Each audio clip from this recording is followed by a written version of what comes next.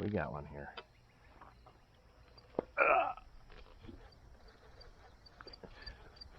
That fish was just going nuts on it. I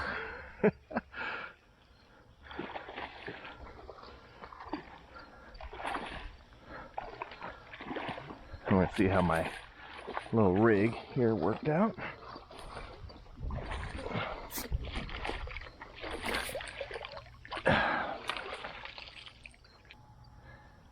Look's got two hooks in it. Actually got the bluegill hook and the other one. But both of those hooks are easy to get out. So, yeah, the little rig, and notice, didn't get him in the eye because my hook is small enough. Sometimes it gets them in the eye. Right in the corner of their mouth like it's supposed to be. That's the old double rig right there. Alright dudes, so this is going to be a little bit different. Normally I talk bass fishing, but today I was out throwing a frog, and up shallow, it was overcast and raining and cooler today, and had another swirl, had a couple of swirls on my frog that were not bass, and I was like, those are catfish. Those have to be catfish. So I decided to pack the, because normally a lot of times throughout the summer it's kind of hard. They don't normally come shallow unless you have the right conditions. So I put the frog away and I decided to do some catfishing. So I'm going to show you guys my rig when I go catfishing.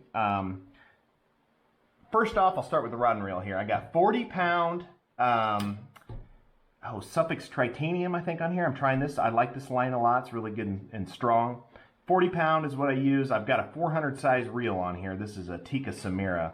I like this reel. You know, I think this reel was 80 bucks, something like that. It's got a clicker on it. I did upgrade the handle on it, but this reel has been awesome. I love it. And then I'm actually throwing it on a Loomis 955C swim bait rod. I like this rod because it's kind of parabolic. And so it works well with the circle hook, and it works well with the bait that I'm using, which is live bluegill. I always use live bluegills. Live bluegills, live green sunfish. That's the only catfish bait I use. And I usually use, 4 or 5 inch ones.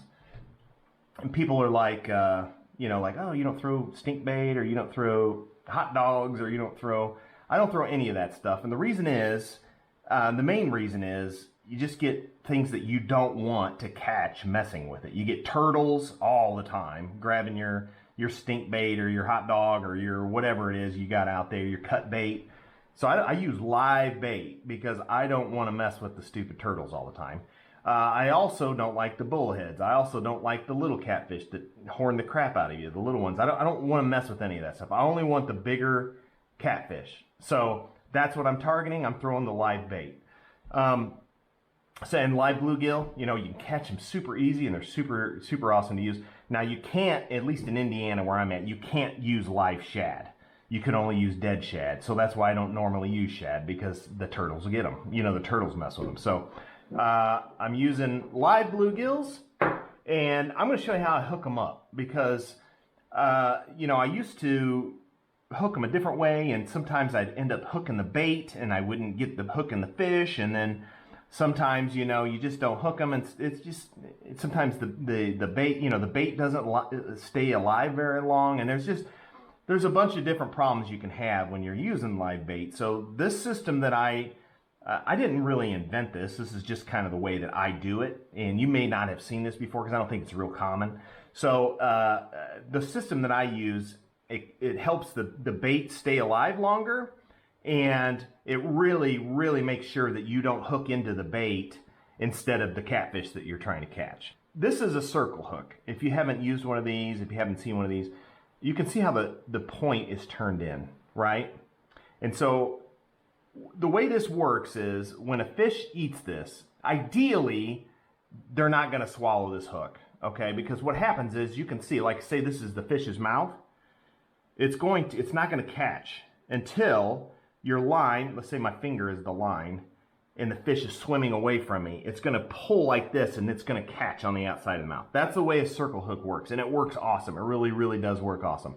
So this style of hook is good if you're catfishing and you're not going to keep them. You just want to release them. But how do you hook your bait on here, right? So if you've got a bluegill, you got to use a really big hook, because what happens is either the bluegill gets in the way and you don't hook the fish, or the hook turns and then the point buries into the bluegill and then you don't hook the fish. And so the way you get around that is similar to a hair rig in carp fishing. If you've ever heard of that, which if you're not familiar with circle hooks, you probably never heard of hair rigs. But the idea with a hair rig is that the bait is behind the hook, so it doesn't interfere with the hook. And that's what we're gonna do here. So I'm gonna show you how I set this up. First, I start with like 50-pound leader. I usually use a little bit heavier leader than my main line. Cut that. Don't need very long. You know, I use like maybe 18 inches or so. Okay, so first thing we do is we're gonna snell this hook. If you're not familiar with a snell knot, you can look that up. The one thing that's important about this is you want this tag end to be pretty long. So make sure your tag end's kind of long. And then I'm going to go ahead and tie my snell knot here.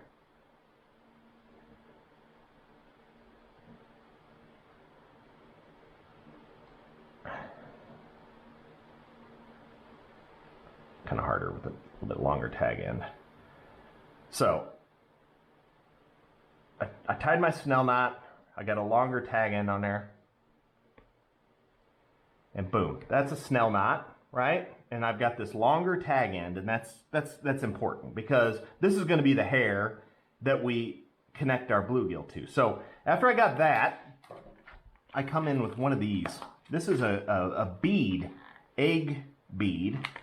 I think they use it for salmon fishing. I'm not really sure, but it's like a flexible rubber bead, okay? So what you do is you put your line on there first, like this. Poke your line through there, right? And then we're actually going to put this on the hook. So, and I think this is, like, I want to say this is a size 5 or 6/0 circle hook. So if you hook the bait directly, you got to use a pretty big hook.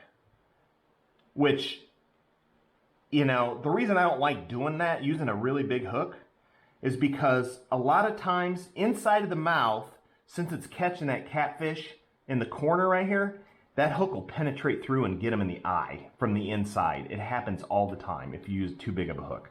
So I try to, like, you know, use a hook that's not too big, not too small. This is pretty perfect. I think this is like a 5/0. So you put this bead on here, and the reason this bead is on here is we want this to keep our line down here. We want our bait coming off the hook down here. We don't want the bait coming off the hook up here. So this is controlling our line, is what it's doing. And you can see I kind of twisted around the shank a little bit so it's not kind of cutting across the hook. So you can do that, twist it around the shank like once or twice, right? And then we're going to use one of these guys right here. This is my favorite one for this. It's a Gamakatsu Finesse. So they use these for like wacky rigs and drop shots and things for bass fishing, but it works great for this. So one advantage to doing this is if you're hooking this directly into the back.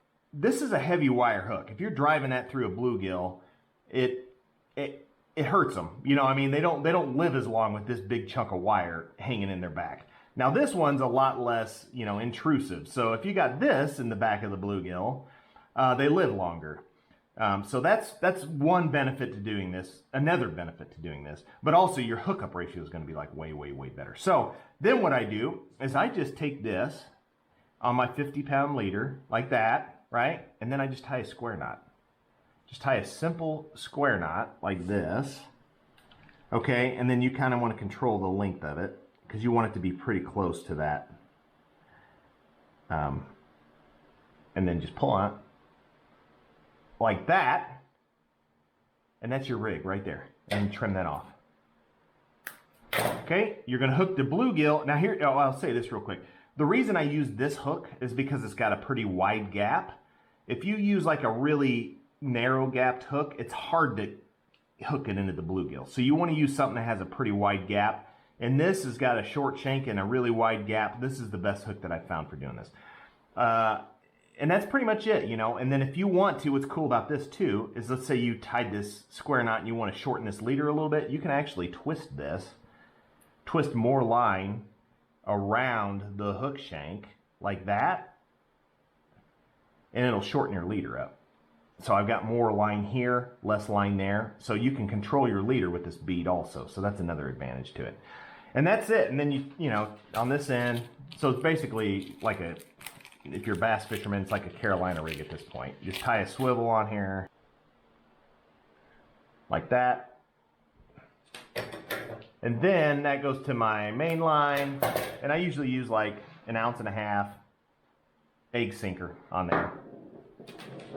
That keeps my bluegill, you know, you want something relatively heavy so the bluegill's not just swimming all over the place, you know, but you don't want it to be too heavy that you get hung up. So that's kind of the deal there. And that's it right there. That's your rig. And I'm going to show you, I got some video of me catching some fish on it today. It works awesome. Like, it really, really works awesome. And the fish stay lively on there. The catfish, you hook them pretty much every single time. And they don't catch the hook in the eye. I mean, it's just a win-win-win. It just works really awesome. So anyway, that's my rig right there.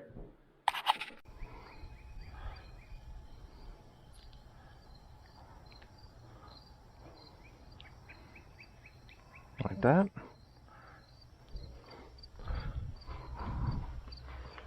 You don't want to cast it too hard, and also you don't want a rod that's like crazy stiff. This is a swim bait stick, rated 2 to 6 ounces. It's awesome for exactly this. Oh, we're going again. Whoa, that guy is not happy about. Dude was not happy about.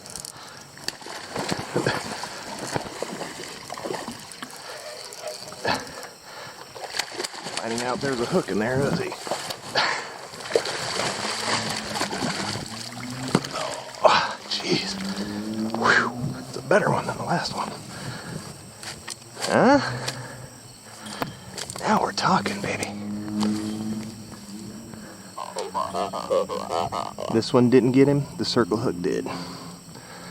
Didn't get hooked in the eye, right in the corner of the mouth. That's a nice one right there.